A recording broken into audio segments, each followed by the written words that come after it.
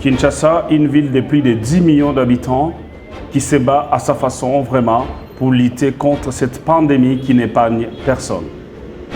Les Congolais font de leur mieux pour observer les consignes d'hygiène et toutes les recommandations qui ont été faites, mais ce qui sera un obstacle majeur à la lutte contre le coronavirus, c'est le transport en commun.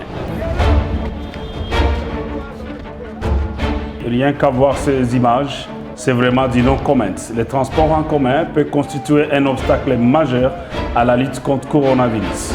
Cependant, les autorités congolaises doivent tirer les leçons de cette pandémie pour bien organiser les choses une fois pour toutes. Dans ces conditions, c'est vraiment très difficile de lutter contre le coronavirus parce que le transport en commun pose problème. Les gens se précipitent, se bousculent. Vraiment que la définition de bonne gouvernance qui est tout le temps donnée par les autorités congolaises se transforme réellement en réalité pratique. Le gouverneur de ville de Kinshasa annonce les mesures qui sont prises après les réunions avec le Premier ministre. En ce qui concerne le bus Transco, nous avons décidé de la limitation du nombre de passagers à 20. En ce qui concerne les taxis, nous avons limité le nombre de passagers à 3. En ce qui concerne le minibus Esprit de vie, nous avons donc limité le nombre de passagers à 16.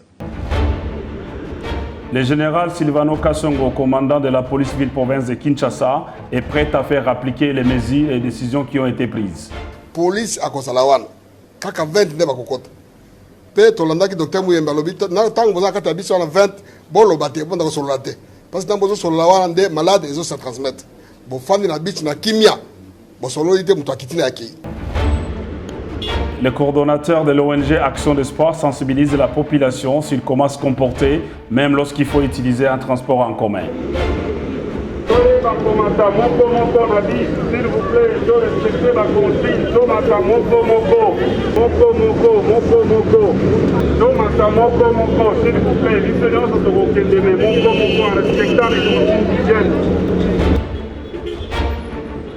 Nous avons intérêt à respecter à la lettre toutes les consignes pour notre bien.